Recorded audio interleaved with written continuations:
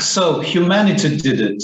We humans are the culprits. This is the most common answer when it comes to explain the causes of the current ecological catastrophe. Neo-Malthusianism and naturalistic ahistorical explanations are abundant, even in the popular scientific talk about the Anthropocene. The ecological crisis must be the inevitable consequence of overpopulation and human technological evolution on a planet too small for all of us. But as an alternative, the so-called capitalocene discourse in contemporary Marxist ecological thinking, and we are really excited to have one of its main proponents, Jason Moore, as our guest tonight. The capitalocene argument is, in a nutshell, that climate or environmental crisis is not caused by human nature, but by historically specific socio-economic relations of production, reproduction, and property. That is, capitalist accumulation through the exploitation of labor power, of course, but also through the appropriation of the unpaid work provided by social and ecological reproduction.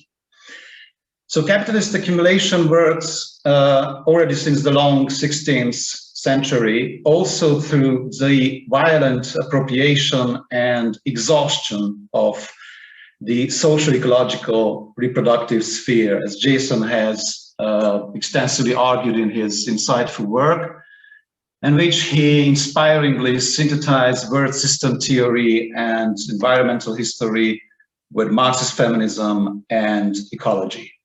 Let me just mention here two of his books, which I truly recommend to those who haven't read it already. First, Capitalism in the Web of Life, published by Verso in 2015.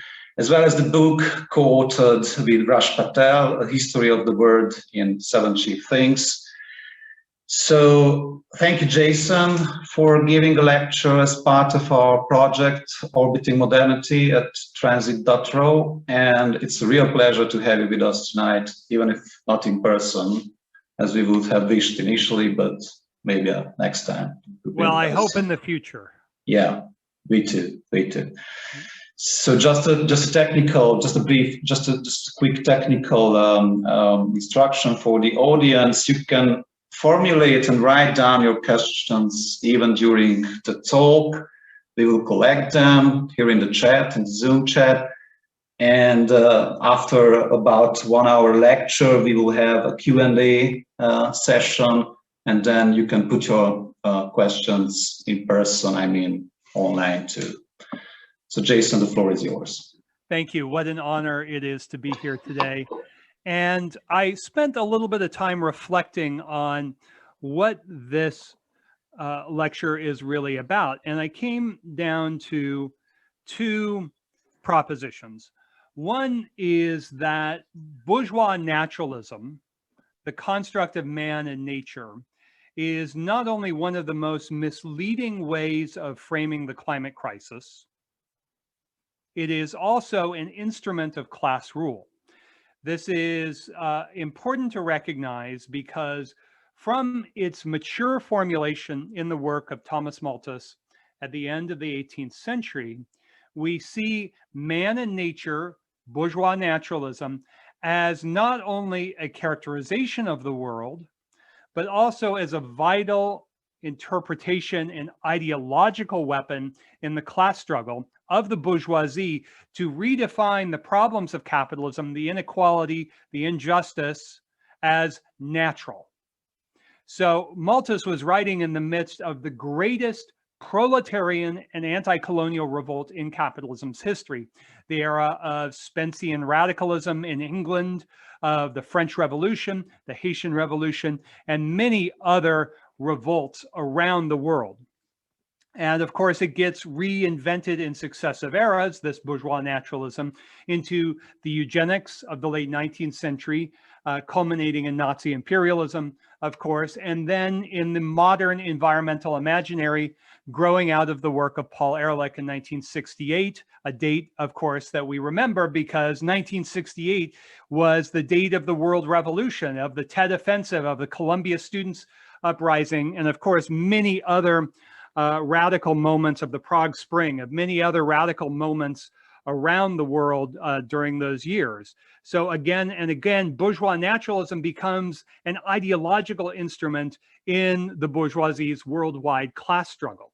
Now, related very closely to bourgeois naturalism is, I think, a form of climate denialism that is not discussed, which is, it is one thing to accept the geophysical reality of the climate crisis.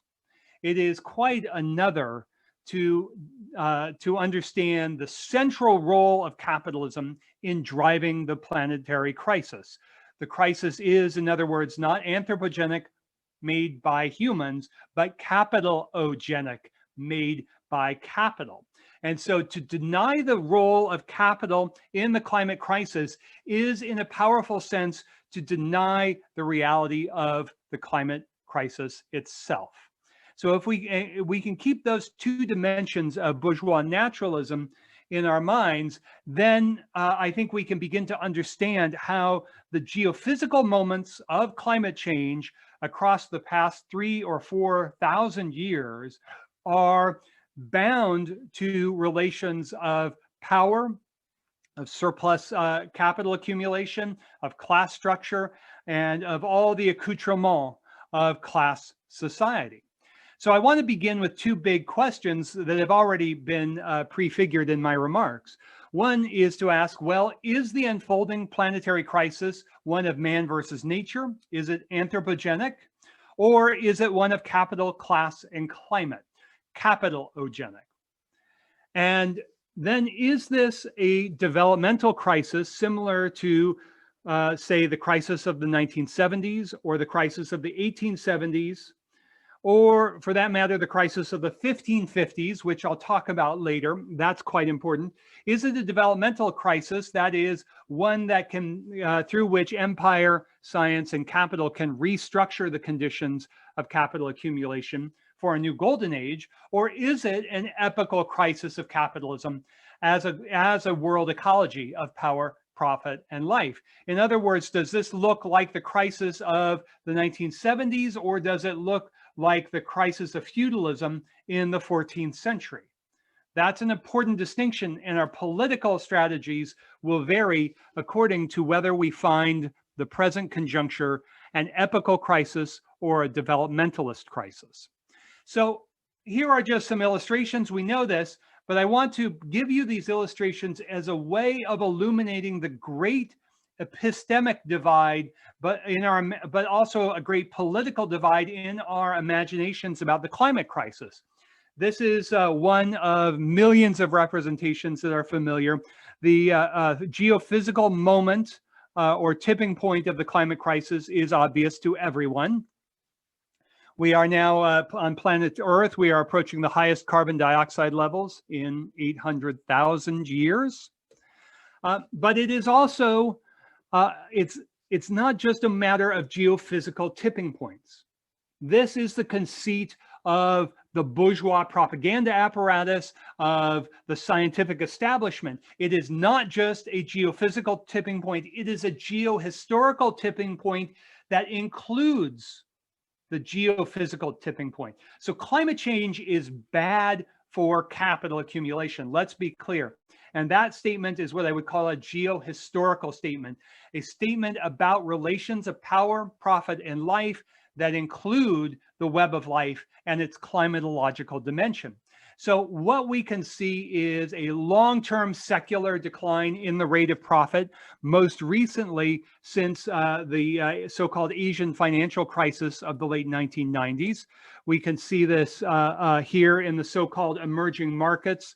The rate of profit has fallen decisively since 1998. Yes, that includes China, by the way, after a temporary revival in the Great Recession. This is from the work of the great political economist Michael Roberts. Investment, of course, is collapsing as a result. Every Marxist will tell you as the rate of profit declines, the investment in real productive assets declines. Where is it going? It's going into real estate. The market has grown 50% over the past 7 years. It goes into government bonds now at the total of $18 trillion invested in government bonds, most of which return a negative rate of return. So this is to introduce the surplus capital problem as a fundamental moment in the climate crisis. Surplus capital problem basically says capitalism generates more capital than can be reinvested profitably in new productive possibilities. But it's not limited to abstract questions of the rate of profit. It is also a question of what agronomists call the yield suppression effect of climate change. Already 7 years of productivity gains have been lost because of climate change in the heartlands of capitalist agriculture. And that in many places around the world, as a result of heat stress on the plants themselves, but also heat stress on workers, productivity is likely to turn negative over the next 30 years.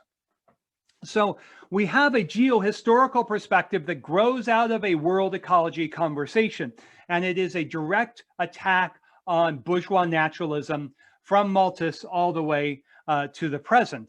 And it basically argues against biological, geological, and all forms of natural reductionism that are associated with the Malthusian tradition. And it also argues, importantly, against the social reductionism and social determinism of orthodox Marxism, the view that class struggles and modes of production can be understood and narrated apart from the web of life. This is in stark contrast to what Marx and Engels argued repeatedly. So geohistory, in the sense that I'll use it, is the interpretive mode of the world ecology conversation. Now, by the way, if you've seen somebody like Latour use geohistory, he's using it in about as diametrically different a way as is imaginable. Latour is a deeply problematic figure who argues against the world historical reality of capitalism at every turn. So this is, the world ecology argument is an argument that says power, profit, and life have to be understood as, to quote Marx, a rich totality of many determinations. This is an argument, in other words, against the sort of bourgeois perspective of Latour and advocates of a flat ontology. So this is a way of weaving together human relations as part of the web of life, and to see how human organizations make environments, and those environments also make human relations. So this is very crucial when we come to reinventing and rethinking historical materialism. At one level, it's not much of a rethinking at all, because Marx and Engels did lay out at least the outlines of the kind of argument I'm presenting here, even if Marxists, including virtually all so-called ecological Marxists, have not taken Marx's advice on this. One thing you'll notice, apart from Andreas Malm on the question of the Industrial Revolution, one thing you will notice with the claims of Bellamy Foster is he does not make historically falsifiable claims. And this is directly at odds with the historical materialist tradition, which says we need to make historically grounded materialist claims about the nature of class society. And what is it that Marx and Engels do in the beginning of their argument for historical materialism in the German ideology? They say that the history of class society and class struggle must set out from these natural bases, including climate. They mention climate, and their modification, And so this is very, very crucial if we want to understand the environment-making ontology at the heart of Marx and Engels' conception of capitalism in the web of life. And Marx is always insisting that labor is a specifically harnessed natural force, an internal relation within the web of life, Capitalism is inside the web of life, but also webs of life are inside of capitalism. That's important. Now, a second crucial moment of the world ecology conversation is its insistence on ruling abstractions and the critique of ideology. The critics have radically and I think unethically confused the matter. So my argument from the very beginning is that capitalism as a historical process contains a historical class project of empires and bourgeoisies to reshape the world according to the interests and demands of world accumulation. And crucial to that is the civilizing project. In fact, a long series of civilizing projects, the Christianizing, civilizing, modernizing, developmentalist projects that declared virtually everyone in the world, not just Africans and indigenous peoples, not just virtually all women, but also just looking at Europe, Celtic peoples, Slavic peoples, anyone who did not, who was not white male bourgeois in the ruling centers of finance and imperial power. So the production of these, what civilizing projects do is they essentially unpack a managerial philosophy of thinking things and doing things, a kind of revision of the Cartesian project, which essentially laid out a managerial philosophy as well. By the way, this is the managerial philosophy, planetary managerial philosophy of the so-called limits to growth argument that first came to the public's attention in 1972 and is at the core of sustainability projects. These real abstractions teach us to think that society and nature are innocent descriptions of the world, but they are not. They grow out of the civilizing project that redefines the most of humanity as part of nature. The better that those people could be treated cheaply, their work mobilized as cheaply as possible, and the more easily all of those human beings consigned to the realm of nature could be treated as disposable. And that's important. So there's a long line of the disposable proletarian from the 16th century all the way to the present. Of course, Marx writes about this in his chapter on the working day in Capital. So what we are looking at when we use these terms of society and nature is we are looking at the ideological levers of the civilizing project from the very beginning of capitalism. And then finally, this is probably the phrase that most of you have encountered if you know anything about my work, is cheap nature. Well, what is cheap nature? Well, the cheap nature argument says a lot of different things, but here are the key moments. That basically capitalism is a very expensive way of doing business, and costs always rise, profits tend to always fall, investment opportunities contract relative to the surplus capital that accumulates. So we need to ask with Marx, what is the counter tendency? The chief counter tendencies come from the opening of frontiers of cheap nature that provide what I call the four cheaps. And the four cheaps are labor, food, energy, and raw materials. This argument says, in effect, that for every proletariat, there must be a more expansive femitariat that is producing the conditions of human unpaid work, and a biotariat, the contributions of nature as a whole to the unpaid work necessary for capital accumulation. This is an argument that says socially necessary unpaid work is the fundamental condition for capitalism's expanded reproduction over the centuries. And so it highlights this key argument about about cheap nature. Cheap nature is in part about reducing in price. But the other part of it is devaluation, the ethico-political devaluation of the lives and labors of women, nature, and colonies. So this argument joins the valorization of capital with the devaluation, the ethico-political devaluation of life and labor. It joins a Marx Capital One project with a Gramscian politics, in other words. Perhaps we could also throw in Fanon and Wallerstein with it to stress the anti-imperialist dimension to this argument.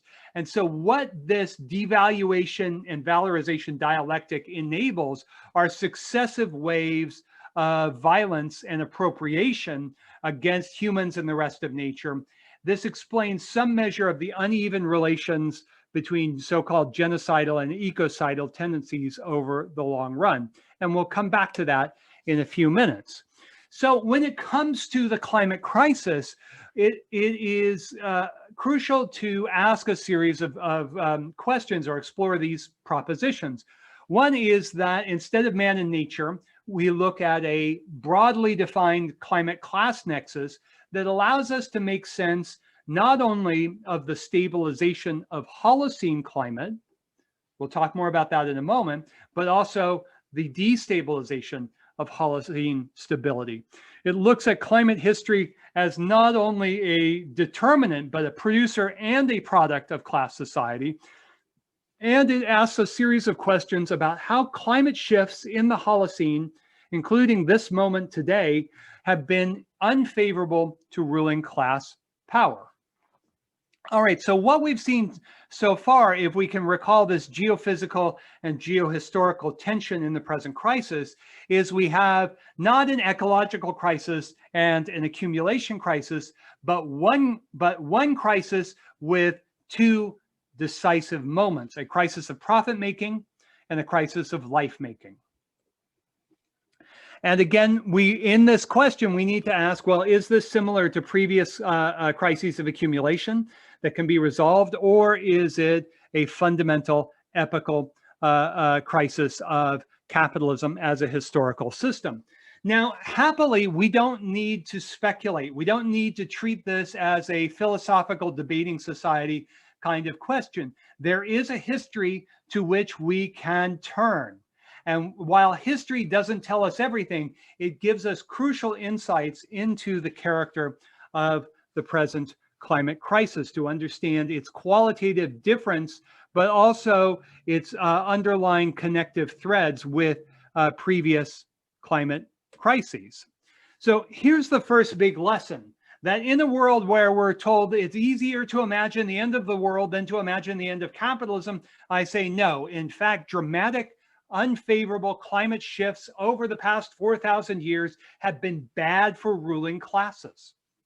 Here we have Amazon workers out on strike during the pandemic, and an illustration from the Grande Jacquerie, the Great Peasant Revolt in northern France in 1357. Indeed, these all here are moments of human popular response to climate crises. At the very top, again, the Grande Jacquerie from 1357, 1358. The Haitian Revolution in 1791, which occurred during the last great, extremely unfavorable cold period of the Little Ice Age between 1780 and 1820. And then the Goths crossing the Danube in 376, right at the very end of the very worst and most severe drought in the Eurasian steppe over the past 2,000 years. Hunnic peoples drive to the west, they push the Goths across the border. And what happened was a very interesting conjuncture. I won't go into it in great detail, but a very interesting conjuncture of climate refugees, of Gothic commanders mutinying their units in the Roman Empire, and then an armed general strike where Gothic mine workers revolted and joined Fritigern's Gothic army in 378, which annihilates the Roman legions and burns Emperor Valens to death inside a house. Now, one of the many reasons why I dislike the Western European discourse of eco-socialism or barbarism is because the so-called barbarians brought an end to the Roman West, one of the greatest slave societies in human history. And I'm sorry, I think that that was a good thing. So these climate crises are not only bad for ruling classes, but open up particular opportunities for the destabilization of ruling class power and the forging of different alternatives and different alternative modes of production. Here is a chart that looks at two major proxies for climate change in the Northern Hemisphere. over the past 2,000 years. One corresponds on the top to fluctuations in solar intensity, the so-called solar minima and maxima. At the bottom is a chart of volcanic activity. Those of us in the humanities don't like to admit this, but volcanic activity has exerted a gigantic impact on human history. But what you can see here is that every time the climate turns unfavorable, there are significant moments of either developmental crisis or epochal crisis in the Northern Hemisphere, from Rome's 3rd century crisis all the way to the so-called Dalton minimum in the 1780s to the 1820s, the era of Malthus and the world revolution of the West. Don't worry, we're going to come back to this several times, but I just want you to keep this in mind, that these climate shifts are intimately connected both to the crises of class societies, but also to the reformation and renewal of class societies. So for instance, the creation of European feudalism in the age of Charlemagne was very much linked to its favorable climate conditions. Indeed, when Charlemagne went out on his spring military campaigns, he hardly ever confronted the dramatically unfavorable weather that had prevailed both before and shortly after. So it's important to keep this in mind. Now, secondly, this is not the first climate crisis that capitalism has experienced. The first climate crisis that capitalism experienced was in the long, cold 17th century, roughly between 1550 to 1700. And as you'll see, virtually every significant major element and major relation that we associate with capitalism crystallized, formed, matured in this period between 1550 and 1700. If you think that the Industrial Revolution was the original year zero of the climate crisis, I ask you to look again. In fact, the Industrial Revolution represents a fairly dramatic, but nevertheless a continuation of the plantation revolution established in this period. And that it was in this period between 1550 and 1700, the long, cold 17th century, that we see the formation of the climate class divide, climate patriarchy, and climate apartheid.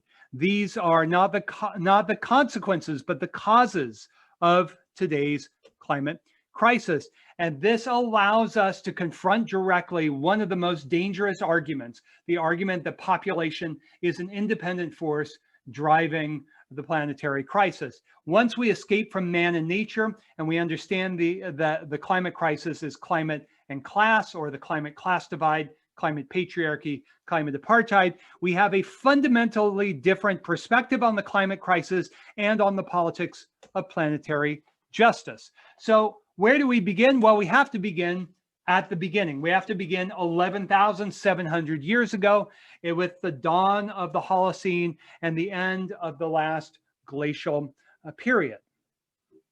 So the Holocene is a geological era, not a geohistorical era. It's a long era of climatic stability.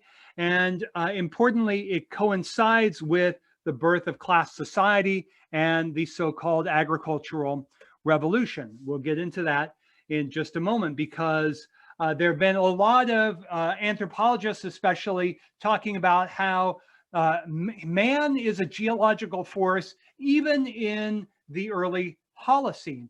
And that's correct, but also wildly incorrect. No, humanity is not a historical agent. Humanity does nothing. Humanity is an ideological concept. It's a reification. Class society is what drives this era here. And this is crucially the argument of the anthropogenic form of this argument is William Ruddiman's argument about the stabilization of Holocene climate.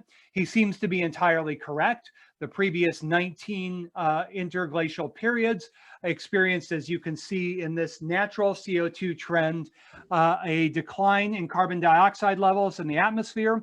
What happens? Well, a new ice age comes in. So a new ice age did not come in.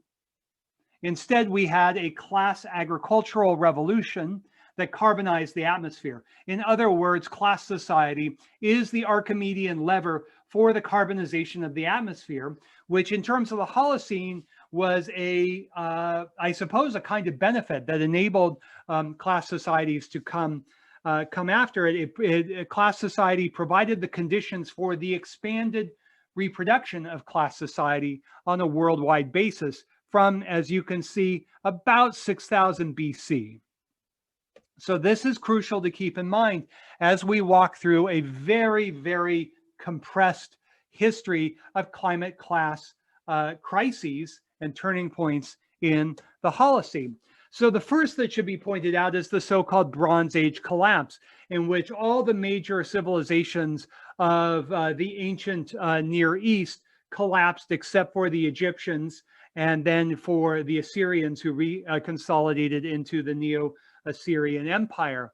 What happened was, in a very, very short period of time, climate change in the form of drought, the migration of peoples, the so-called sea peoples, invasion, social revolt. The archaeologists have been teasing out moments of the destruction of, say, imperial palaces. This was a moment of profound transition. It's often narrated as being followed by a dark age, and oh, how terrible it was for nomadic peoples. Arguably, nomadic peoples lived much better than the average peasant in, say, the Egyptian Empire or the Mycenaean Empire. So we want to keep this in mind, that these moments of climate change are profoundly destabilizing for business as usual, for politics as usual, established ruling classes, and so forth. And again, we'll just keep cycling through this to give you a flavor of these unfavorable climate shifts and moments of political, economic, social destabilization. You can see on the right hand here, we have a long 5th century. We'll come to that, of the collapse of the Roman West, the long 14th century of the crisis of feudalism, the long 17th century, we'll spend some time on that, of the worst of the Little Ice Age, and then the beginning of the long 19th century, reinforced by volcanism, the so-called Loki Fissure explosion in Iceland in 1783, which was absolutely deadly and played into, in fact, the revolutionary politics of the era. The banks of the Seine in Paris freeze over, stopping grain shipments, and rising food prices incites a popular revolt. So we want to keep this kind of long narrative in our imaginations. This is a very simple map drawn from the work of Carol Crumley, and she basically points out there on the right that the Romans had the climatic winds at their backs. Their era is what climate historians call the Roman climatic optimum. That's how optimal it was for the Romans. And as you can see, the Mediterranean climate in the 1st century BC reached as far north as the English Channel. This was extremely favorable to the Mediterranean ensemble of wheat and olives and livestock and vines. And then when it rolls back, as you can see on the right, on the left-hand side, well, trouble ensues. Here you can see at the top, Roman warm period. Sorry, it's also called the RCO, Roman climatic optimum. And once the Roman climatic optimum passes, there are troubles for Roman power. So this is the so-called migration period that used to be called the era of barbarian invasions. But of course, the Roman frontiers only weaken once the climatic class productive apparatus of the Roman West begins to weaken. So there's a very compelling evidence on this, that the barbarian invasions, so-called, are calibrated very, very closely with climatic changes. And that makes sense because climate isn't everything, but it's impossible to explain anything about the history of class society without climate. And so we're just going to keep reminding ourselves. Here you can see on the upper left, the barbarian invasions and the collapse of Roman power. In the West, there in the upper left-hand corner, that every time you see climatic transitions, you also see transitions of one kind or another in civilizations or modes of production. So was it a collapse or was it a transition? Well, for the ruling classes in the Roman West, it was a dark age. For the peasant classes, it was a golden age. And peasants radically reorganized village life across Central and Western Europe. They reestablished village life. Even in the conditions of the Dark Ages cold period, they are able to adjust demographically. So class inequality collapses, inequality between men and women increases, fertility rates decline. Women are perfectly capable of adjusting their own fertility in the absence of coercive mechanisms, something the Malthusian imaginary always denies, and that essentially peasants lived better under a more primitive social organization than they did under the boot heel of the Roman oligarchs. Now, when the climate shifts again, starting in Merovingian France, in that northern Parisian core, there is indeed a counter-revolution in the establishment of a feudal class society that, of course, takes centuries to unfold. But you can see it's very, very tightly calibrated with climate shifts. I won't walk you through all the details, but I just want you to have a sense of the booms and busts of feudal Europe from about the late 7th century, so the late 600s, all the way into the 1300s. We have a very, very tight calibration of climate and class structure. So now we're coming to the epochal crisis of feudalism. This is important because this is arguably the single most important test case for the Malthusian perspective. The Malthusian argument says, predictably, there were too many people in Western Europe, and then predictably in their model, famine comes, disease comes, and then there is a demographic adjustment. This is an entirely false story. The problem was not one of too many people on the land, but rather of too much power in the hands of the feudal ruling classes who refused to make the necessary agricultural adjustments to the deteriorating climate which set in after the 1290s. This is the dawn of the Little Ice Age. The Little Ice Age continues to about 1850, as you can tell from this chart here. And so again, I'm saying the problem was not a man versus nature problem, but a climate and class problem. Indeed, and not only that, but as we'll see, climate shapes class society. It shapes the terrain of class struggle. So this was an era of extraordinary climate class revolts, and we're back to the Grand Jacquerie, but there were many other expressions of peasant and worker revolt all around Western and Central Europe, indeed some reaching even into the East.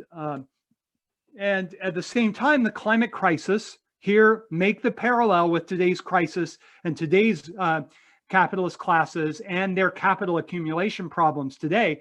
This moment of the 14th century of disease, famine, and class revolt was a crisis for Europe's ruling strata, for the states, the kings and queens, for the aristocrats, for the merchants. In order to find a solution, they had to look outside of Europe. Why? Because they lost the class war in the Central and Western European countrysides. They had lost. So at first they tried to conquer each other. The Spanish tried to conquer the Portuguese. The French tried to conquer the Italians. Everybody was trying to conquer everyone else, and nobody could. There's an interesting story behind that. But essentially, if they wanted to overcome the ruinous economic situation of the 14th century crisis, they had to look for a climate fix to the class struggle. And that meant going to the New World. So again, here we are. Look at we're up at the very top now. We were going from the crisis of feudalism to the transformation of the Americas and other climate crises. This is crucial. Now, there's a very complex story about the origins of modern slavery, but the story that Raj Patel and I narrate in A History of the World in 7 Cheap Things points out to the conquest of Malaga, the famous port city, the conquest of Malaga from the Kingdom of Granada, the last great Muslim kingdom on the peninsula. And upon the Castilian conquest of Granada, every single one of the city's Muslim and Jewish inhabitants was sold into slavery. Now, why did they need to be sold into slavery? Because the Reconquista, launched in 1482, was a debt-financed conquest. And so was the conquest of the Canary Islands, which began a few years before in 1476. And you guessed it, so was the invasion of the Americas in 1492. It was debt financed. Somebody had to pay the bankers, and this was how they were going to do it: slaving. This is going to be very important to understanding the history of the conquests and commodifications and appropriation of the unpaid work of the Americas. The great geological or geobiological moment of the rise of capitalism was creating a modern Pangea. Now, after 175 million years, the supercontinent was reassembled in the interest of capital accumulation. And this was not an accidental Columbian exchange. It was an invasion and an appropriation of the life and labor of two continents. And sometimes it's narrated as the unintended effect. This is not true. The genocidal impact of the invasion was not because of microbes. There is no need for microbial determinism here. What you can see here is the reduction of Native American populations by 95%. One of the greatest genocides in world history was driven by the search for cheap labor. It was a slaving-driven dynamic. This is now well established by many historians, and I will be happy to answer questions on this. What you see on the right is the catastrophic decline in population in what is today Mexico. On the left are the tan zones are the most intense zones of disease. They are also the most intense zones of commodification. You see that pocket in northeastern Brazil, that was the sugar revolution. You see in what is today Bolivia, Ecuador, you see the heartland of the mining extractive revolution associated with the great mining city of Potosí. You see in Mexico, which was a commercial hub and a mining center, a livestock raising center, you see massive commodification. Those are the flashpoints of commodification. So commodification, slaving, and genocide were all of a piece. This produced something entirely unexpected and something that Marxists, never mind everyone else, have been really unwilling to digest up to this point. But I think we should look at it.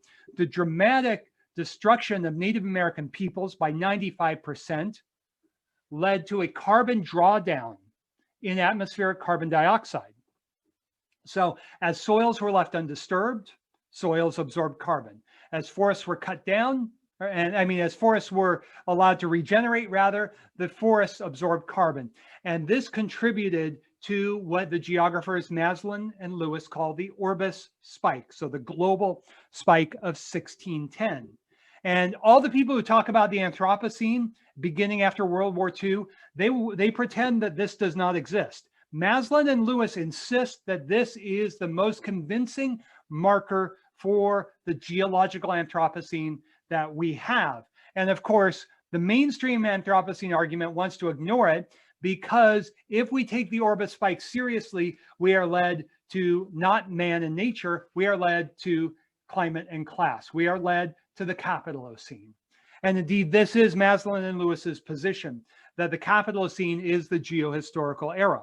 So we want to keep this in mind, that this was contributing to the very worst of the long, cold 17th century. It is a capitalogenic contribution to the formation here that we see, what I call the capitalogenic trinity. The capitalogenic trinity of the climate class divide, climate apartheid, climate patriarchy. And I'll just provide some illustrations as we go through some of the more geohistorically inclined evidence here. So first, as ever, unfavorable climate change means political, economic, and social crisis. That's what this is from Jeffrey Parker's map of European, but also global disturbances during the long, cold 17th century. What was capitalism? What was capitalism's response? Well, it was to drive hard to new commodity frontiers, to find new geographical sources of cheap nature, of cheap cereals, of cheap timber, of cheap minerals, but also this was another moment of the great frontier, the great domestication, the gendered counter-revolution, the gendered proletarianization within Europe that Silvia Federici illuminates. This was the moment of what I would call the creation of not only proletariat, but proletariat and femitariat. That is the creation of working classes whose job was to provide the unpaid socially necessary work in order for proletarianization to continue. And obviously, these are interpenetrating realities. So what we see here in this long, cold 17th century is the hard drive of militarized accumulation towards the frontiers. Now, this presented a problem because the impact, as we have seen, was the destruction of Native American peoples. So who was going to work in the mines, in the plantations, and so forth? Well, Africans were found. This is the origin of the world color line, which is also a key moment, read this at the top, of the great proletarianization. So proletarianization doesn't begin in 1750. It begins in 1550 in a major way. And the African American proletariat, so in the form of so-called modern slavery, was fundamental. And you can see here the extraordinary gap between economic growth in Western Europe and the rising volume of the slave trade across these centuries. You can see that the slave trade explodes in numbers at precisely the moment of the 17th century climate crisis. That's not an accident. So remember, the genocide of the Native Americans exhausts the labor power and sources of unpaid work in the Americas and leads the empires to find new sources of cheap labor. This is the horrific genius of modern slavery and the world color line. Now, let me just underscore this, is that this means that modern racism is a specifically capitalist and class project. It is not a metaphysic. And when you hear the dialogue around something called the racial Capitalocene, they have let capitalism off the hook. They have created racism as a metaphysic buried in the distant European past. That's historically false, and it is politically dangerous in my view. Now, of course, it was also, as we are seeing, I'm trying to weave together the climate patriarchy and climate apartheid moments. This was also the moment of the opening of a dramatic gap between wages and prices in general, but especially between women's wages and men's wages, which is another source of super exploitation in this relationship of proletariat and femitariat.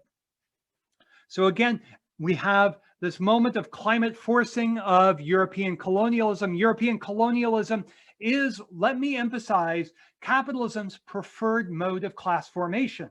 Why? Because the empires are in control and can set politically very strong political conditions on so-called labor markets. So here again, we have the remarkable political unrest of the period. This is the counteracting or stabilizing tendency to political and economic and unrest and great wars was to move towards the frontiers. This was also the great proletarianization. I hope you can see where I've circled and then underlined. This is from the pioneering work of Charles Tilly, now almost 4 decades ago. Basically, what he shows is that in Central and Western Europe, the percentage of the population that was proletarian increased from 24% to 58% in the 2 centuries after 1550. In other words, right in the thick of the long, cold 17th century. The numbers are even more impressive when we consider the total population almost doubled in this period, and the share of the proletarian population increased by what, 60%? Let's see, no, 120%, 130%. It's an extraordinary moment that we want to keep in mind. And then, as I've hinted at, the civilizing project. The civilizing project turned women in Europe into, as Silvia Federici says, the savages of Europe. And that meant that women's life activity and labor was redefined as natural and therefore, I quote, non-work. That's hugely fundamental to the success of capital accumulation. But this is also a similar process is going on in places like colonial Peru, where indigenous peoples are redefined as naturales, that is part of nature, the better that their lives and labor could be cheapened. So the real contribution in terms of capital accumulation of all of this was to establish the plantation revolution, which I mean in a fairly expansive way. Now, let me emphasize that the word plantation in English comes out of the English invasion and colonial subordination of Ireland. That's been forgotten. The Irish were savages in the eyes of the English, just like indigenous peoples in the Americas, just like African slaves were, just like Slavic peoples were. So the plantation revolution needs to be defined very widely, but its beating heart was the sugar plantation. The sugar plantation was the decisive economic and political and geocultural fix to the climate crisis of the 17th century. Why was the plantation so important? Well, because it contained a super exploited plantation proletariat, the African slave. I cite the great American communist historian and thinker W.E.B. Du Bois on this. He called it the ultimate exploitation. And it was this super exploitation of human labor that led to the super exploitation of the bioteria, that is, of the fields, of the soils, of the forests, of the streams that were put to work for capital accumulation. And this explains the audacious and unprecedented landscape revolution of this time. So you can see in medieval Europe, true, they cut down all the trees, but it took them like 200 years to clear 12,000 hectares of forest. 12,000 hectares of forest was cleared in just 1 year of the Brazilian sugar boom in the 1650s. We are dealing with orders of magnitude difference between the 12th and 13th century and the 16th and 17th centuries. So one of the lessons to take away from this is that capitalism survived the climate crisis of the 17th century because of its specific climate fixing strategies, which brought into being this capitalogenic trinity of the climate class divide, climate patriarchy, climate apartheid, which worked because they mobilized the unpaid work of humans and the rest of nature on an unprecedented scale.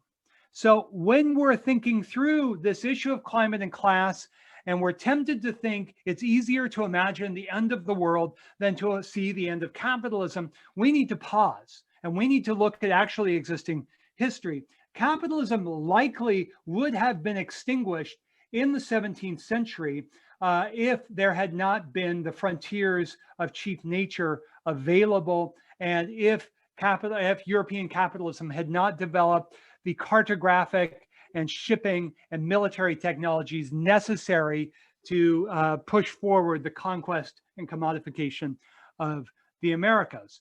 Capitalism is a very unusual system and threatens the interests of agrarian ruling classes, as we know. So we want to keep in mind that it was in this period where we see the formation of proletariat, femitariat, biotariat. That is, these zones of paid work, unpaid work of social reproduction, and unpaid work of extrahuman natures. And of course, there is a dialectical differentiation in all of these moments. This is not to say these are all the same. They are not all the same. They are differentiated moments of a rich totality of many determinations. And so then what we see in the last great cold snap or cold period of the Little Ice Age is the era of Malthus and the era of proletarian and anti-colonial revolt and revolution. Indeed, the United States in its modern form comes out of a peasant revolt that was directly conditioned by the explosion of the Loki fissure in Iceland in 1783. This is also, this climate class conjuncture is also at the forefront of Malthus's experience as he writes the first and then the second essays. We won't go into this in great detail. I simply want to point out that the core of Malthus's insight was not about population as such. It was about taking population and other elements of the web of life out of history. So a Marxist scientist, think of somebody like Stephen Jay Gould or Richard Lewontin, will always emphasize the historical character of the web of life. And Malthus always emphasizes the invariant character of the web of life, which he has to do because he wants to explain inequality and injustice through natural law. Now, at this very moment, remember, this is a moment of climate crisis, of social revolution and revolt. At this very moment, there is a new frontier movement going on. So remember the climate fix of the 17th century. There's another one going on at the end of the 18th and early 19th century that is fundamental to so-called fossil capital. Fossil capital is the stepchild, if you will, of the plantation revolution and directly of the ethnic cleansing and dispossession of indigenous peoples in the American South after 1790. Now, why was this going on at this period? It was going on in this period because the innovation of the cotton gin, which magnified labor productivity by 50 times. The cotton gin married to climate apartheid and climate fixing strategies of indigenous dispossession and extending the plantation frontier across the South created the conditions not just for a new racialized proletariat and essentially saved modern slavery, which was on its way out, saved modern slavery, revived modern slavery, and provided the cheap cotton that was necessary for the Industrial Revolution. This was Marx's own position. And for those who talk on the ground of Marxist orthodoxy, I actually don't believe that Marx should be taken that seriously on historical propositions. But in this case, when he said it was only the fall in the price of cotton that allowed for the advent of large-scale industry, that is, industrialization, fossil capital, he is now amply supported by a considerable body of economic history on this question. You can see it, the price of cotton totally collapses and large-scale industry advances accordingly after that moment. So we need to very much put this climate class conjuncture, the plantation revolution, at the core of our thinking about the so-called industrial revolution. And we can go into this a lot, but this should give you a sense of why the plantation revolution is important. The organizational model of the factory is developed in the plantation system. The capital that goes into investing in textile factories in Manchester and other places comes from the British West Indies. Textile exports, that is, the textiles that were produced in Manchester and exported, they were exported to the sugar plantations. So we need to have this sensibility in our head and not just treat Britain as the center of the world. All right, now we can sort of begin to wrap this up. And we can revisit the question of the two Anthropocenes. Many of you will be familiar, but there is a geological Anthropocene. The geological Anthropocene, it looks for golden spikes. One version, as I've indicated, is nuclear testing residues, chicken bones, plastics after 1945. The other is, as I mentioned, the Orbis spike, the carbon drawdown attendant upon the invasion of the New World and the ensuing genocides driven by cheap labor. There's also the popular Anthropocene, which says, you know, it's a baby that's causing the problem. This is a really, really, really unfortunate characterization in so many different senses. But one of them, is the biological crisis of fertility in the advanced capitalist world, where Shauna Swan predicts that median sperm counts in the advanced capitalist world will be 0 by 2045. This comes from her new book, Countdown. So we see headlines like this all the time. They are an exercise in bourgeois ideology and bourgeois naturalism.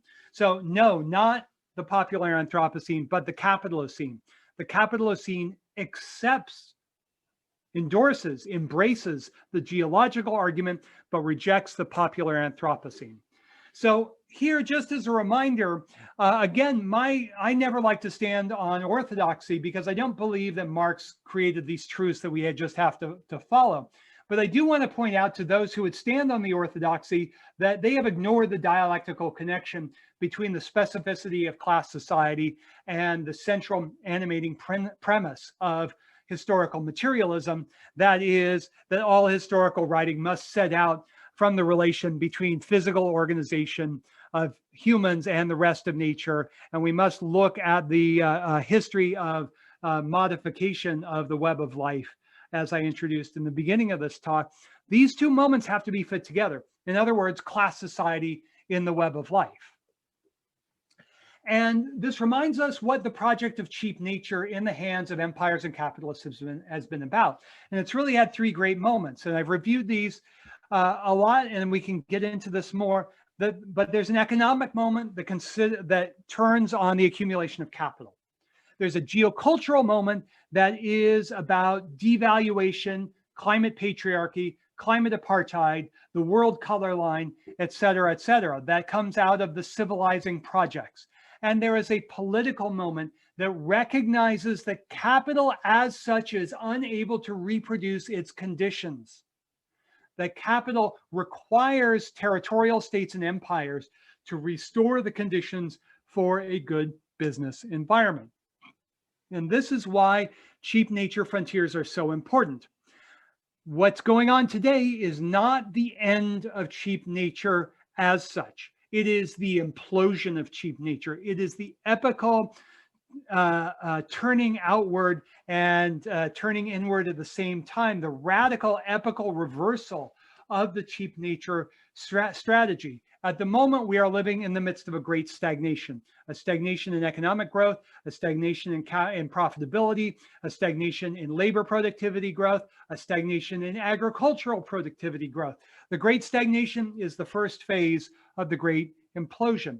So capitalism always thrives when it looks like this: a little bit of capital and a lot of cheap nature. And across every great era of capitalism, from 1492 all the way to the Washington Consensus and neoliberalism in the long 1970s, the effort has been to restore the four cheaps: cheap food, labor, energy, and raw materials. Those all come from the frontiers. That's why civilizing projects are so crucial in all of this.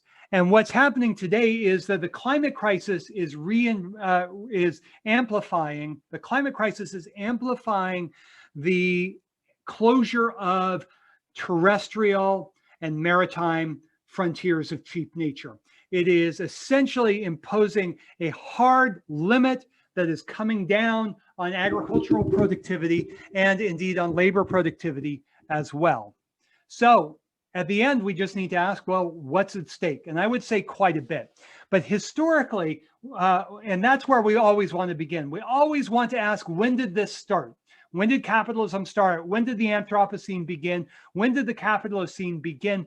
Because our politics will turn on our answer of when it began. And then we need to ask, well, what's the relationship to climate history? So when we start the clock on capitalism with the Industrial Revolution, we are missing out on huge elements of the actually existing history of imperialism, class struggle, and capital accumulation in the modern world. We are missing out on all of the constitutive and worldwide factors, forces, and relations that made the Industrial Revolution. And so what I like to say is, well, you can shut down a coal plant and stop global warming for a day, but if you shut down the relations that made the coal plant, you can stop it for good. So just to conclude, we have a lot of historical questions about how webs of life are inside civilizations and civilizations are inside webs of life. There's a producer-product relation. Remember that capitalism makes environments. Those environments are making capitalism. And we can do that for financial systems, for empires, for particular social revolutions, and so on and so forth. And we can look historically at the actual geographical conditions of these developmentalist crises, like we saw in the 1870s, for instance, with the scramble for Africa and the new Industrial Revolution. We can look at the actual historical geographical class conditions of fixing capitalism. And we can ask, well, are those present today? Obviously, my answer is no. I don't see any new frontiers of cheap nature sufficient to restore the four cheaps and to resolve the surplus capital problem. But we need to keep this in mind as we move forward, that the history teaches us that dramatically unfavorable climate changes are bad for ruling classes. That's one reprise and preview.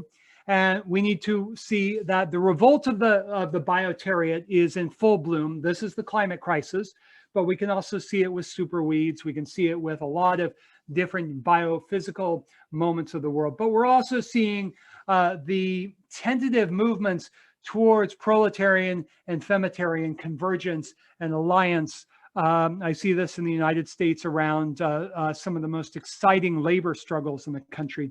But this creation of femitariat, proletariat, biotariat, created in the 17th century, is now in more or less open revolt against the dictatorship of capital. So I would say not only another world is possible, yes, indeed, but another class struggle is possible. And after Chico Mendes, the great rubber tapper and labor leader, ecology without class struggle is just gardening. Thank you. Thank you, Jason. The final word was really inspiring. We all should lead gardening for other people. Thank you for this impressively rich historical and world ecological and class analytical analysis and synthesis. I'm quite sure that there must be questions after, or comments after this lecture, and I strongly encourage everybody. I see a lot of names from Romania, but also Hungary, who knows well your work. So I strongly encourage everybody to put your questions and formulate your questions, write down your questions if you wish in the chat, and let's grab the opportunity to have a Q&A session with Jason. So please go on and put your questions. While waiting, maybe I will start with one question, jumping in the present, if you don't mind, Jason. You always emphasize the role of the modern capitalist state in creating to violent appropriation, I don't know, geographical expansion and colonization and so on, cheap natures. But my question would be, how do you see, what would be the role of post-capitalist state? So not a modern capitalist state, but let's think about the future, a post-capitalist state in a green and why not eco-socialist transition. So how do you see the role of the state? I don't know, even in the context of current struggles for green democratic transition? Well, it's a difficult question to answer because I think a lot of green politics has been hijacked by a kind of social democratic sensibility. And the social democratic approach will fail absolutely, which I say not because of the reforms proposed, but because we have a very, very clear historical sense of how social democratic parties behave under conditions of the bourgeois class offensive. And we need look no further than the pathetic history of social democratic parties in the 1970s in the face of the neoliberal counter-revolution. From Olof Palme's government, which refused to mobilize the ruling classes in the working classes, refused to organize and mobilize the working classes to carry out the Meidner Plan and expropriate Swedish capital. The Wilson Labor government in 1976, which was overthrown in a kind of MI5, MI6 International Monetary Fund coup. This is not controversial. This is widely reported on. Refused to mobilize, again, the working classes. With the Whitlam government in Australia in 1975, which was deposed by the Queen's agent in Australia. Of course, the head of state in Australia is the Queen. The Whitlam government, a kind of left social democratic Labor government, refused to mobilize the working classes. And of course, Allende in 1973 is on the telephone with Fidel Castro on the morning of the coup. He knew that the presidential palace was under siege, and he refused. He refused to flee. He would rather have been a martyr than to flee and accept Castro's offer for military aid, which was about 2 years later accepted in the case of Angola and stopped decisively South African apartheid in its tracks. So I think that we need to look at more fundamental conditions of political change that will be necessary to rebuild the cities, rebuild housing, rebuild electrical grids under democratic control. And so the Social Democrats will be happy to let big capital go into those sectors. I say make those sectors public utilities, and to extend democratization through all areas of the economy. Now, it's easy to say this, but the history of revolutionary movements in the 20th century is being met with extraordinary violence, military invasion, the threat of nuclear annihilation by the imperialist powers. The motto of the imperialist forces from really from 1917 onward was, we had to destroy the village in order to save it. And I don't think a lot of green left politics has really reckoned with how capital will behave when it confronts a zero-sum situation. That is, either a green left program wins and capital loses, or the other way around. I don't think that the green left program is ready for the kinds of hard political and moral choices that will be necessary to navigate through the climate transition. So we need to be more hard-headed about the revolutionary tasks of planetary justice in the present moment. Yeah. Okay, two people raised their hands, and then there is also a question in the chat. So Gabor Erlich, I suppose I pronounced it adequately, was the first one, and then Nebojša Milikić. Thank you. I think, if I'm not mistaken, I was the second one to raise hand. Oh, sorry, then Nebojša, please. Okay, thank you. Thank you first to Tranzit from Cluj for this fantastic opportunity, and also my greatest congratulations to Jason for this fantastic presentation. I'm really impressed. I mean, I have to think of Yugoslavian communist making, like propaganda amongst like dormant people during the fascist occupation to fight for resistance in some impossible situation. And I can only say that I somehow recognize in your voice, in your attitude, that sort of revolutionary, let's say, energy and reason. So congratulations, really. Okay, now for problematic things. I have on my Facebook cover photo, I have a coal plant. I put it there exactly because I don't want, in this petty bourgeois epidemia of ecological, I mean, I hate word populism, and it's totally like the bourgeois terminology, like champion of today, but eco-populism really exists in this better social democratic or greenery political bourgeois forces. And I put it there, and thank you for giving me motto, just to give it, like it reminds me of this Brecht, let's make society in which goodness is not necessary, in which freedom is not divinized, Okay, so as a geologist, I am at least former geologist and paleontologist. I have to say that burden that you just presented into our minds asked from us as activists some sort of invention of geopsychoanalysis. I really think that contemporary civilization do not have capacity unless of some methodology, like your presentation would be shock, educative shock for the given state of mind of a bourgeois hegemony. But then we need at least 10 years of gradual, slow analysis of how this civilization came to this point without erasing the basic memory and factography about its own origin.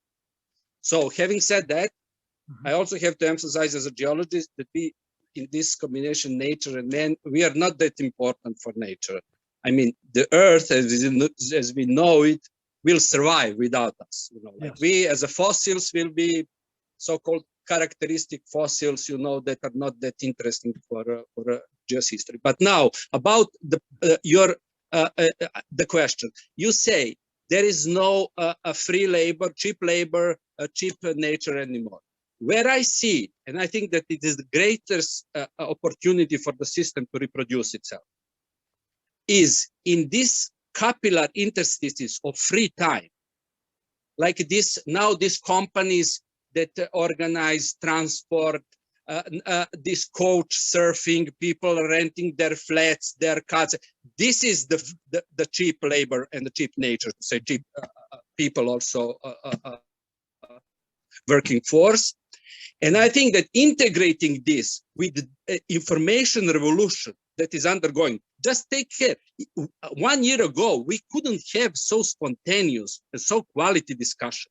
Only because of pandemic and transfer to this digital conversation, we are able to have quality discussion. 1 year ago, it was not possible. Now we are integrated into the system. This integration and discovery of capital of this interstices, which when connected will produce the new web of humanity and capital. I think that there are a great danger if we do not outline it as a space of our revolutionary politics and ideology. So the question is, do you recognize that space that is now being mapped and occupied by a capitalist enterprise as a potential way out for this capitalist crisis with a new resource of cheap labor and cheap nature? Thank you once again for the great presentation. A brilliant question. I agree with the first statement, which is that the platform capitalism revolution, so the Facebookization of the world, has precisely, as you indicate, been about colonizing mentalities, psyches, worldviews. And in Facebook, the expression goes, the product is you. So you is one as the user or the user of Twitter or any of these other platforms. We are being produced both as abstracted knowledge in terms of data on us specifically, but also our one's consuming desires. Yes, that has been a remarkable extension. So you're absolutely right about that. It has been a remarkable extension of what Paul Baran and Paul Sweezy in the 1960s called the sales effort. Where it does not show up, and here I might have drawn a different conclusion from the evidence, but what we have seen since the 1970s is the progressive slowdown of labor productivity growth across the world, especially in the core, and that the information and communications technology revolution has not revived productivity. So in a sense, I agree that I agree with you that it was an effort to find a new frontier, a sort of data colonialism frontier of unpaid work, and that it has failed in two ways that are important from the standpoint of capital. So from the standpoint of reading Marx's Capital, one is to advance the rate of surplus value. It has not succeeded in that. And the other is to resolve the surplus capital problem. It has not done that. indeed, the ICT revolution has created new forms of fictitious capital in the form of Bitcoin, crypto coin currencies that are essentially new opportunities to park trillions of dollars of surplus capital without actually investing them in new productive assets. So I think a little bit yes, a little bit no, but I think also it's a matter for conversation and investigation. So thank you for asking it. Thanks, Gabor. Thank you so much. It was an incredible lecture. My research is somewhat far from, I think, your core of the research. I'm researching culture, especially contemporary art, and let's say the labor relations within contemporary art. But I also don't want to forget about the footprint of that realm.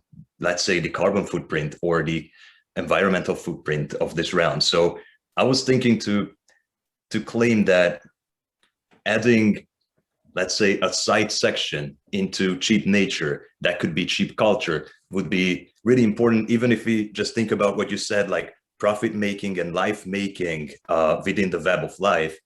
In my understanding, art or like culture, mass culture, let's say, especially from the 20th century onwards, if you look at it from this perspective of the Frankfurt School, from the perspective of culture industry, one could claim that this industry is also a polluting industry. But at the same time, it's not only polluting industry, it kind of makes its way through this managerial or immaterial labor in the culture or in the field of art to infiltrate into the realm of society. So it basically creates the notion of this corrected capitalist neoliberal entity of the worker. But my question is that, okay, it's one thing that we consider that as a polluting part of culture, but I'm more interested whether you have given any thought into what kind of cultural, artistic or artistic activistic practices could be mentioned in here as good practices that would be able to, let's say, fight this. So yeah, fight this cheap culture, cheap nature symbiosis that's been, I think, ever present from the 20th century on. And thank you again. It's a great question. So in terms of representational strategy, is that what you're asking about? Like, how do we, I mean, in many ways, bourgeois culture is in a crisis of representation because it can't grapple adequately with what I call capitalism as a world ecology of life, power, and profit. So is that, Gabor, I want to make sure that I'm understanding your important question. Yeah, but, obviously it is a representational question, but my interest is more that culture, or like modern culture, cannot really be imagined without capitalism. So I think our notions, or the notions here, have to be connected. And I believe that they're getting even more connected in this late phase of capitalism and in the Capitalocene.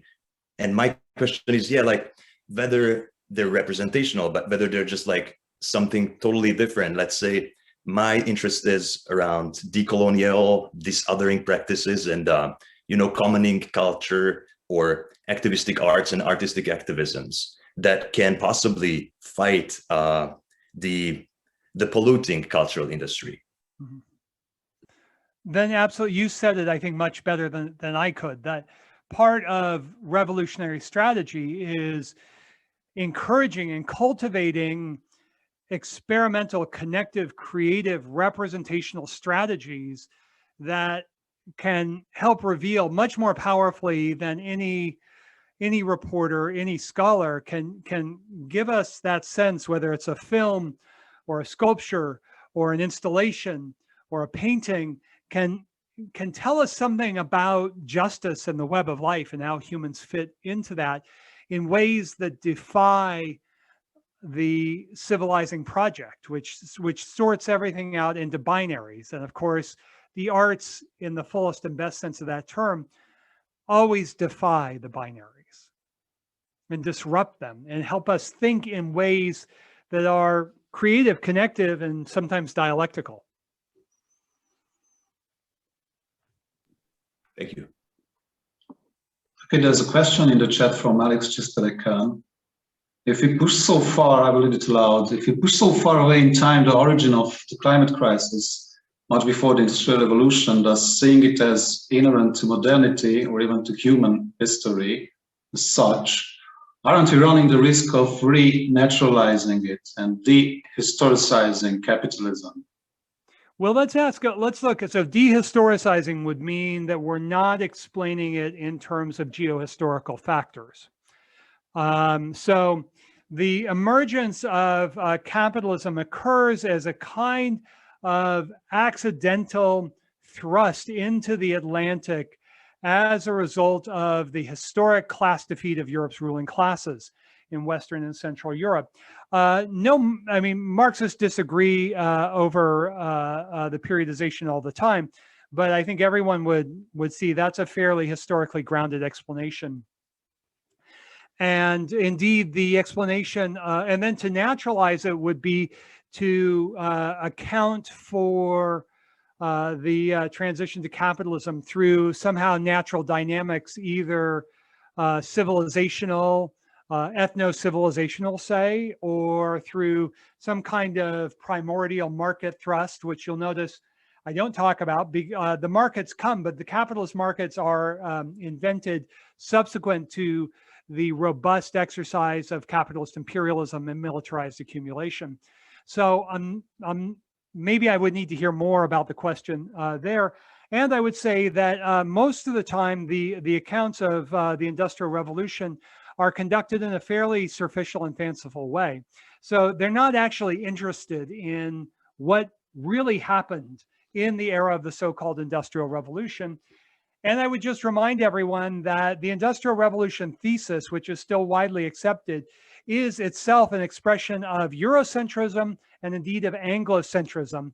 And I'm sorry, the Industrial Revolution doesn't begin in Britain, and the steam engine is not its most important cause. So if you're explaining the Industrial Revolution through the steam engine without understanding where the steam engine comes from, without understanding where the cotton comes from, without understanding where the workers come from, then you have an exceedingly partial explanation, I would say.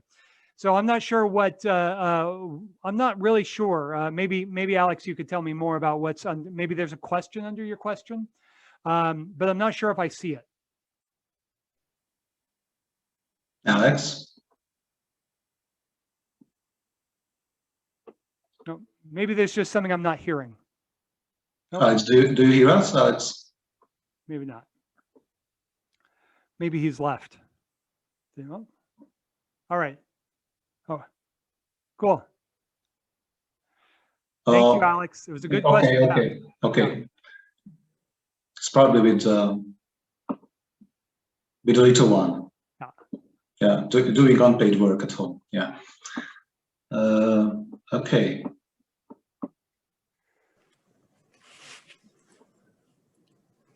I would like to have a question. Yeah, just a moment, Norbert. Siraj bottomed just a second before you wrote a question, and then we'll get yours. So I read it aloud from the chat. Can the revolutionary moment be missed? Is there a non-socialist way out of this crisis? And if yes, do you see tendencies of such ways? I think the short answer is yes, but that's too simple. I think that what we see in the history of neoliberalism from the 1970s is a turn by the bourgeoisies in the imperialist centers and also the Chinese bourgeoisie to pursue elements of what Samir Amin would call a tributary mode of production. So that is to deploy state power, policy, military force, the power of central banks, political mechanisms to enforce the accumulation of capital, to stabilize the accumulation of capital. I think that and we've seen this even from the emergence of environmentalism, where from the Stockholm Conference in '72 to the Brundtland Commission report, there's been a kind of techno-scientific managerial sense in elements of the world bourgeoisie. It's obviously not been dominant, but elements of the bourgeoisie committed to planetary management.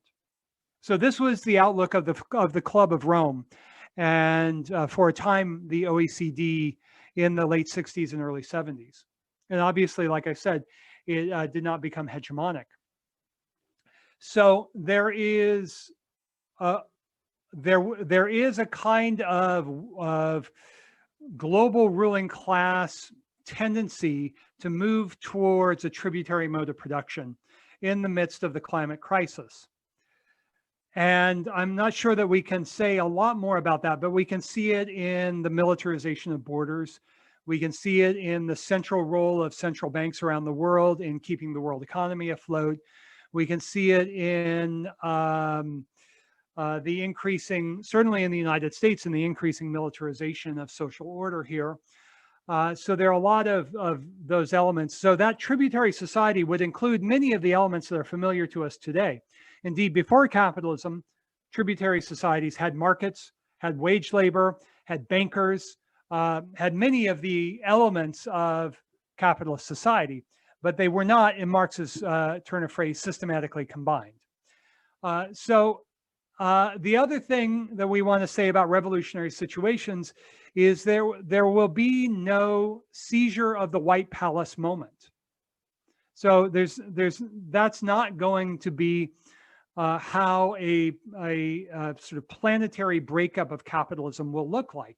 It probably will bear some resemblance to the crisis of the Roman West and the Roman East in the 5th, 6th, 7th centuries, where you do see some geohistorical blocks, East Asia, Europe, North America, sort of fracture and engage in a partial delinking, again, to borrow from Samir Amin.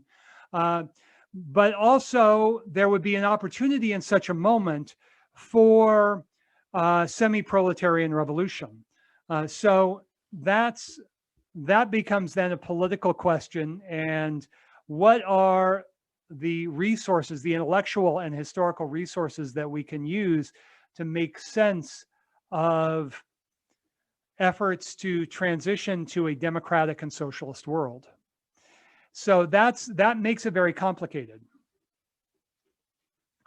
So it's a fantastic question, and I think that we also need to look at the history of the 20th century and the history of state socialisms in a very sober way, in a very balanced way. That means without the either or saints and sinners mindset that characterizes both cold warriors and all too many Marxists. Because if there are one set of experiences from the 20th century that could be extraordinarily useful, and I don't mean useful as a model, but I mean there might be models in there that would be useful, but useful to inventory the historical experiences of countries that had to rebuild after being burned to the ground. So that would be, of course, famously the Soviet Union and China. So there are lessons to be learned there, positive and negative. Yeah, thanks. Norbert?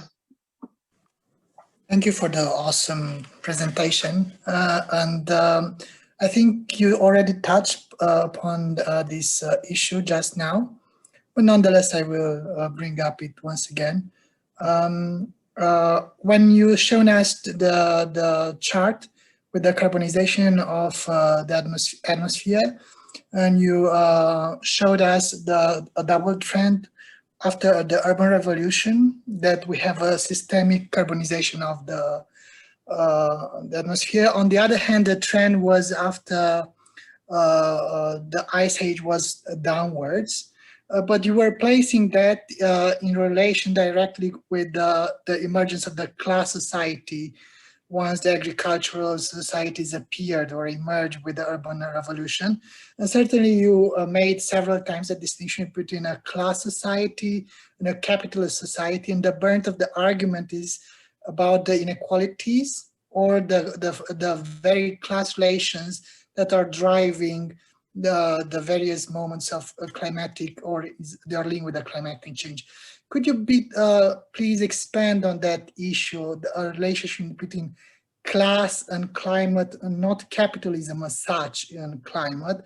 And I'm not really sure that, can you spell it out, what you, how you have here the concept of class? Because from what your presentation, I think that's the central explanatory argument, and it's linked with the idea of revolutionary moments, and how we can imagine revolution in relation with class, not capitalism as such. So the first part of your question, it's so important. It relates to something called the Ruddiman hypothesis. And the Ruddiman hypothesis basically says that something unusual happened in the biosphere approximately 8,000 years ago, give or take. And whatever happened released carbon and methane into the atmosphere sufficient to stabilize the climate of the Holocene. Now, there's been a lot of evidence and a lot of debate on both sides of this argument, but there's been considerable support from geographers, paleoecologists, and others in support of the Ruddiman hypothesis. And basically, the argument is that the origin of agriculture is connected very closely with the origins of class society in the simplest possible terms of lord and peasant. And then, of course, also with the urban revolution, the emergence of the first cities and the first states. So my position is that the Ruddiman hypothesis lacks a crucial interpretive mechanism, which is class society. And that these class societies worked as a kind of Archimedean lever, by which I mean it was, while demographically the number of human beings who lived in class societies was very small, even until the, say, antiquity, what we see is that the worldwide effect, the planetary effect, including on other gatherer-hunter peoples, say in Bronze Age Europe, Bronze Age Scandinavia, for instance, we see that the effect was to encourage carbonization sufficiently to maintain planetary stability. Now, from there, I think, Norbert, maybe I need to hear more, but after that, I mean, my sense is that yes, we have a succession of different modes of production, not in a linear sense, but we have different modes of production that basically from early antiquity, from about 500 to 600 BC, consolidate into, I seem to be quoting Samir Amin a lot in this talk, but forming a kind of tributary society, that a tributary mode of production that increasingly congeals around monotheism, takes different forms, for instance, Zoroastrianism, etc. So from there, we have a very different kind of climatological dynamic. So, but maybe, Norbert, there's something I'm not hearing, so I want you to come back and let me know what I'm not. Certainly. So now I really understand how the concept of class is placed much more in a Samir Amin type of word system approach and mode of production, but I was not really grasping the burnt of your argument, so I was very curious. You are talking about the capitalist era, which is creating major climatic change, but the argument is highly infused, or the center of the argument is the class concept, right, mode of production. And I was not really sure how the class argument is linked with capitalism now and capital-centered type of climatic change today. Is it a particular type of instantiation of the issue of class that we have it from 8,000 before, so 8,000 years now, or 10,000 years now, after the urban revolution, or I was trying to expand on that. So with Marx, we're always dealing with layers within layers. So we have general abstractions or transhistorical abstractions for class society.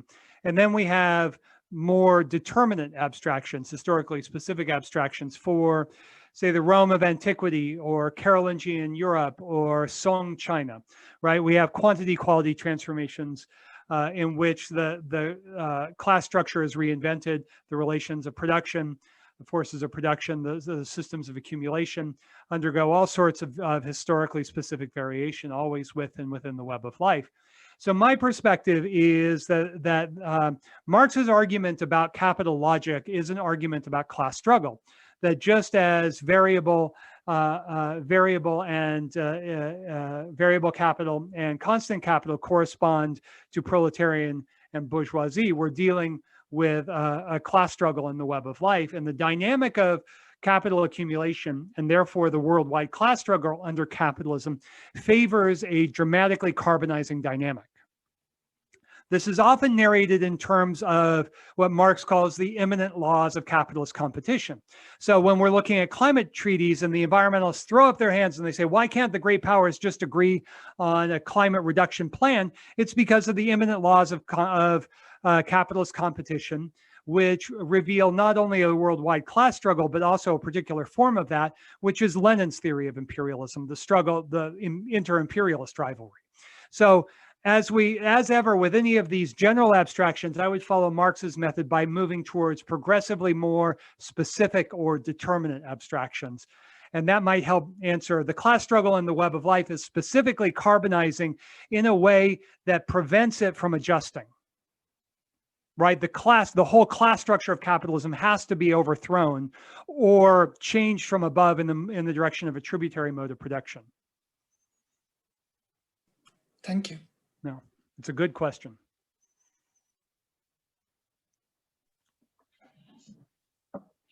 Okay, thanks a lot. So if there are no other questions, I suppose this is a comment from Nebojša about surplus value from IT revolution might come from data mining. It's not.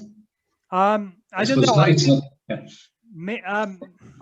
It might be. I might misunderstand the term, so my response may not correspond to your conception. But if we look at the labor productivity trends, ICT and data mining are not reviving labor productivity. Somebody who's brilliant on this from a Marxist point of view is Aaron Bananov, whose End of Automation was just published with Verso. He also published 2 groundbreaking articles in New Left Review. He's very good on this. But here's the thing, it's not only the Marxists who are holding this position, it's also neoclassical economists like Robert J. Gordon who are maintaining this position. So there's there seems to be a consensus across mainstream and Marxist economists that we are living in a great stagnation that is essentially structural. So this is the position of Larry Summers, former Treasury Secretary, former president of Harvard, but it's also the position of John Bellamy Foster. And so I agree with, I mean, not how Summers is describing it, but there is a structural stagnation, which is hugely important to revolutionary politics, and I think to disabusing some of the arguments like, well, everything can be automated. Maybe, maybe not. There are a lot of things we don't want automated, but capitalism has not been able to automate its way and digitize its way out of the crisis. And so it's not showing up in the labor productivity data. Okay, thanks. I think we can close because, yeah, Jason, thank you for the incredible talk, and we also had I think, a productive Q&A session. So thank you for all the answers too. And if you have any comment or it was closing. Fantastic. Thank you for the wonderful, provocative, generative questions. It was a real pleasure to be able to spend time with such a lively and engaged audience, and obviously a very politically committed audience. And so I want to send my solidarity across the ocean, across the continent to all of you. Thanks, we send it back, and we hope to see you in person I'll look forward to that. 2022. Okay. Yeah. Thanks a lot again, Jason. Thank you.